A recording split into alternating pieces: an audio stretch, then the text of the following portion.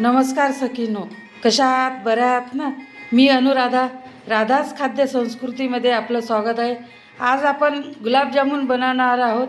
Instant mix gulab jamun. हे कसे बनवायचे हे आपण पाहू. हे गुलाबजामुनचं पीठ आहे. याच्यामध्ये 1 ते 1.5 कप दूध टाकून हे पीठ भिजवणं चालू आहे. चांगल्या प्रकारे मिक्स आणि सॉफ्ट पीठ भिजवून तयार होते. आता हे गुलाबजामुन आम्ही नणंद भावजाई मिळून करणार आहोत. म्हणजे याचे जे स्टेप आहेत गुलाबजामुन बनवायचे ते ही माझी भावजाई तुम्हाला सांगणार आहे.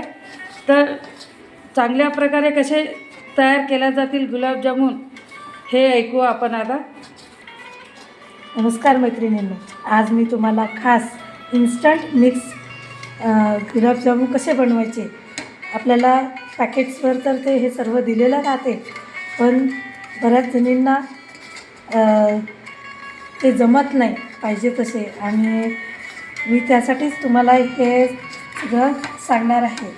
ते मी हे पीठ भिजवताना हे चांगलं दुधामध्ये थोडं थोडं दूध टाकून त्याला चांगलं मळून घेतलं आहे आता, आणि हे मी छान 10 ते 15 मिनटासाठी सेट करण्यासाठी ठेवणार आहे. याची प्रत्येक स्टेप ही फार महत्त्वाची आहे. तर हे सगळ्या स्टेप्स जाणून घेण्यासाठी व्हिडिओ तुम्ही शेवटपर्यंत बघा. आणि जर व्हिडिओ आवडला तर आमच्या ननदबाईच्या चॅनलला लाईक करा, व्हिडिओला लाईक करा, चॅनलला सबस्क्राईब करा आणि आपल्या मैत्रिणींना पाठवा.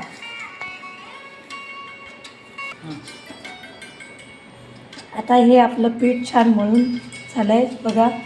असं नरम हे भिजवलं गेलं पाहिजे. आता आपण हे 10 ते 15 मिनटासाठी सेट करण्यासाठी ठेवून देऊ, आणि पुन्हा 10-15 मिनटानंतर आपल्याला बघू. आता हे छान 15 मिनटं मुरलेलं आहे. तर आपण याला पुन्हा एकदा चांगलं मळून घेऊया.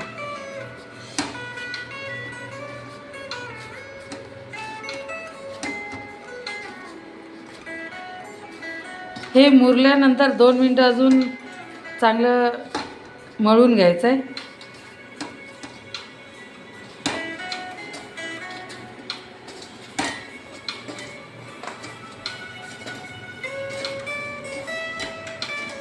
आता हे मळून झालेलं आहे. आता आपण याचे छोटे छोटे गोळे तयार करणार आहोत. छोटे छोटे गोळे तयार करायचे, जेणेकरून गुलाबजामुन असा छान अशा प्रकारे हा गुलाबजामुनचा गोळा तयार झालेला आहे. असे एक एक करायचं आहे, आणि त्याच्यानंतर आपण कढईत मंद आचेवर तळून घेणार आहोत. हे गोळे तयार होतात तोपर्यंत आपण एका बाजूला पाक करायला ठेवू. इथे हा पाक करण्यासाठी आपण 200 ग्रॅम पिठासाठी आपण इथे 1.5 ग्लास साखर घेतलेली आहे. जवळपास 600 ग्रॅम साखर आहे ही. तर आपण आता पाक करायला ठेवणार आहोत.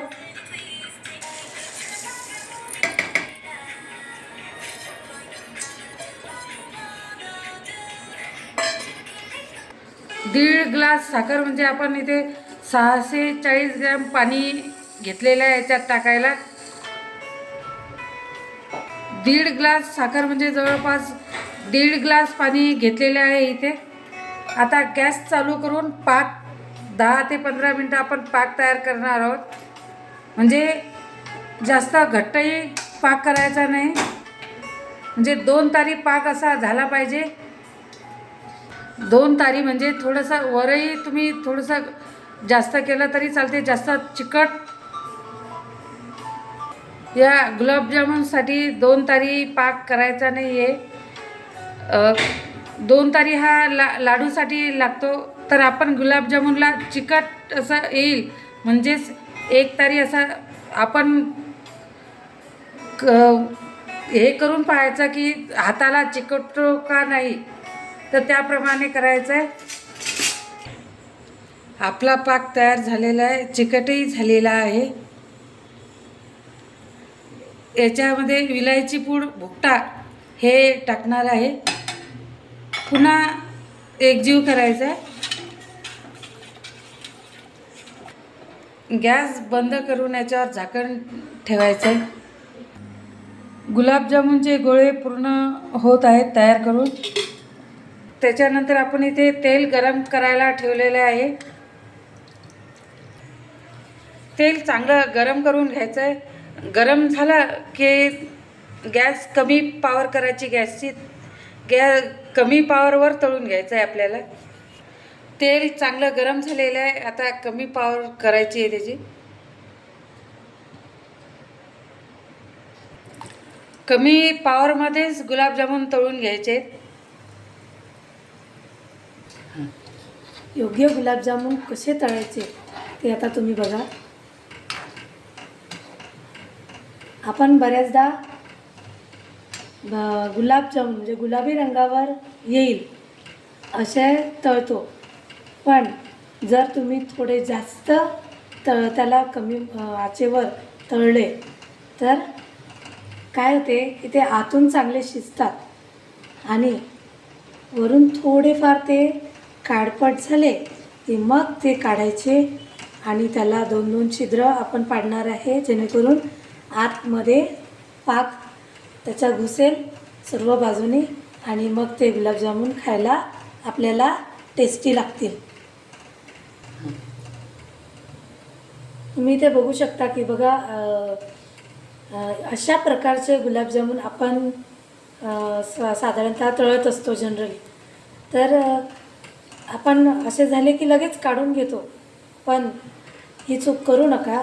अजून थोडेसे कमी गॅसवर होऊ द्या. त्याला सतत असं तेलामध्ये छान प्रकारे त्याला स्विमिंग करू द्या, म्हणजे जेणेकरून मग त्याला छान आतून गरम तेलाचा चटका लागतो आणि मग ते आतून खुसखुशीत असे भाजले जातात आणि मग त्यामध्ये जेव्हा पाक घुसतो तर तो अतिशय असा लाजवाब वाटतो. हे बघा, आपण जेव्हा गोळे तयार करतो ना, तर त्याला अशा प्रकारचे भेगा पडतात. तर जेव्हा आपण तळतो आणि तळल्यानंतर मग त्याला क्रॅक पडतात. या याच्यामुळेच पडतात आणि मग नंतर आपण ते पाकामध्ये जेव्हा टाकतो, गुलाबजामुन जेव्हा नरम होतो तेव्हा तो तुटण्याची जास्तीत जास्त शक्यता असते. म्हणून साधारणतः ह्या अशा प्रकारचा सर्व बाजूनी गोल असा हा गुलाबजामुन तुम्हाला गोल बनवायचा आहे. आता गुलाबजामुन पूर्ण बाजूने कसा बनवायचा विदाऊट क्रॅक ते आपण बघू. तर याला एकीने आपण साधारणतः काय करतो, घाई असा मळतो, मग हा असा होतो, ठीक आहे.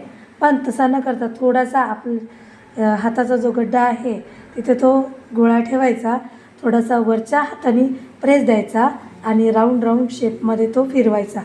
त्याने काय होतं की सर्व बाजूनी गुलाबजामुन गोल होतो आणि जेव्हा आपण दाब देतो तो सर्व बाजूनी प्लेन होतो आणि मग हलकेच त्याला असा गोल फिरवायचा बघा, आणि मग आपला गुलाबजामुन सर्व बाजूनी गोल होतो. हे बघा, त्या अशा प्रकारचे हे गुलाबजामुन तळल्या गेले पाहिजे. बऱ्याच जणी मला म्हणतात की तुम्ही एवढे काळसर गुलाबजामुन तयार करता, मग ते काळसर आणि कडक होतात, तर त्यामध्ये पाक घुसतो का? तर निश्चितच जर आपण गरम गुलाबजामुन तळून गरम त्याला पाकात जर टाकले तर लगेच त्या गरम पाक हा कोणत्याही गोष्टीला ह्या गुलाबजामुनला ॲब्झॉर्ब करून घेतो आणि मग गुलाबजामुन आपले छान खुसखुशीत होतात. गुलाबजामुन थोडेफार थंड झाले की 2 साईडनी त्याला असे छिद्र पाडायचे. असे छिद्र या सर्व तळलेल्या गुलाबजामुनला करून घ्यायचे, जेणेकरून पाक याच्यामध्ये जाईल. आणि स्वादिष्ट लागेल. आता हे करताना मला चटके लागत आहे, पण म्हणतात ना बहिणाबाई चौधरी, अरे संसार संसार, असा तवा चुल्यावर, आधी हाताला चटके मग मिळते भाकर. तर आपल्याला इथं हाताला चटके लागत आहे आणि मग हे पाकात टाकल्यानंतर ते मुरले की स्वादिष्ट गुलाबजामुन आपल्याला खायला मिळते. याच्यामध्ये गुलाबजामुन टाकायचे, पाक तयारच आहे. याच्यामध्ये जे छिद्र पाडल्यानंतर गुलाबजामुन छिद्र पाडले त्याला आपण याच्यामध्ये पाक जाईल असं टाकायचं. थोडं 5-10 मिनटं होऊ द्यायचे. अशा प्रकारे आपण एक एक भाग याचा गुलाबजामुनचा आपण तळून घेतो आहे आणि अशा प्रकारचे केलेले हे जे गुलाबजामुन आहेत ते अतिशय स्वादिष्ट लागतात, कुरकुरीत लागतात. यानंतरची जी स्टेप आहे,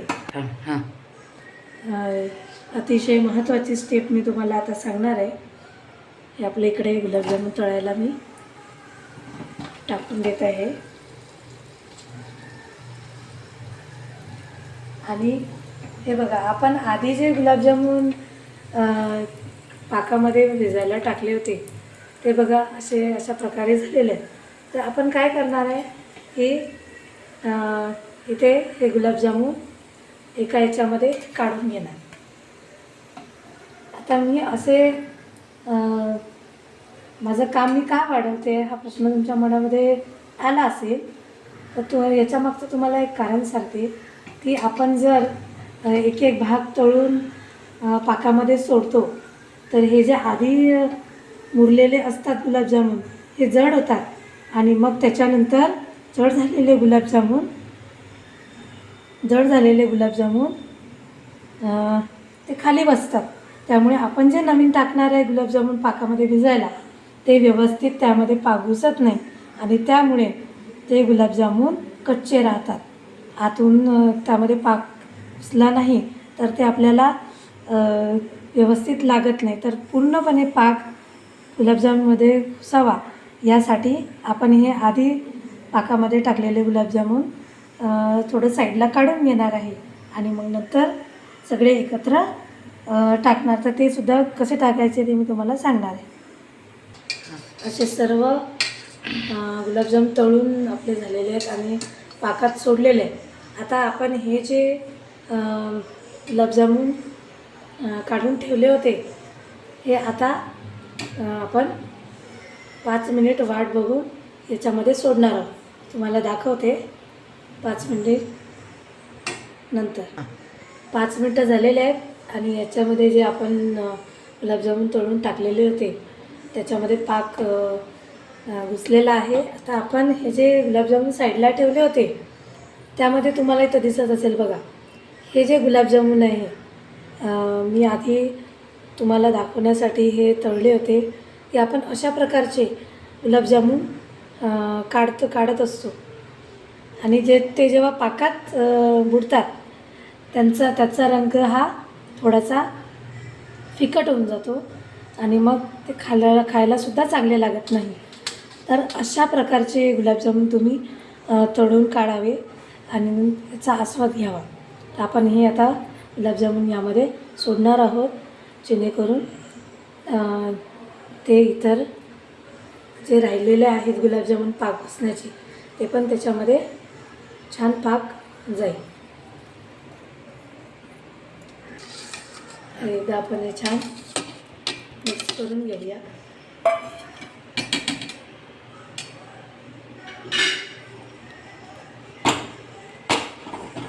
छान मिक्स झालेले आहेत. अशा पद्धतीने जर तुम्ही गुलाबजामुन केले तर सर्व बाजूंनी त्याला पाकसुद्धा लागतो आणि तुम्ही बघू शकता 2 प्रकारचे गुलाबजामुन झालेले आहेत. हा तुम्ही बनवता असा गुलाबजामुन आणि हा आम्ही बनवलेला. नेहमी आम्ही अशा प्रकारचे गुलाबजामुन बनवतो. तर तुम्हाला खरं खोटं वाटेल की आमच्या घरी 2 दिवसात गुलाबजामुन संपतात. एवढे 40-50 गुलाबजामुन 2 दिवसात संपतात आमच्याकडे आणि 2घंच जणं खातात. तर तुम्ही याचा विचार करा ते किती स्वादिष्ट होत असतील. तर मैत्रिणींनो, तुम्हाला आमच्या ननद भाऊजाईंच्या गप्पा कशा वाटल्या ते आम्हाला कमेंट करून सांगा. आमच्या अशा रंगतदार ननद भाऊजाईंच्या गप्पामधून बनलेले स्वादिष्ट गुलाबजामुन तुम्हाला बघायला कसे वाटले आणि बनवल्यानंतर ते तुम्हाला खायला कसे वाटले ते कमेंटमध्ये नक्की सांगा. आणि चॅनलवर नवीन असणाऱ्या आमच्या मैत्रिणींचे सदैव स्वागतच राहील. तुम्ही आमच्या या चॅनलला राधाच खाद्यसंस्कृती या चॅनलला भरभरून प्रतिसाद द्या, सबस्क्राईब करा, कमेंट करा, आपल्या मैत्रिणींना शेअर करा. काही चूकभूल झाली असेल किंवा आम्ही कुठे काही कमी राहिलो असेल ही रेसिपी करताना तर नक्की तुमच्या सूचनांचे आम्ही स्वागतच करू. धन्यवाद.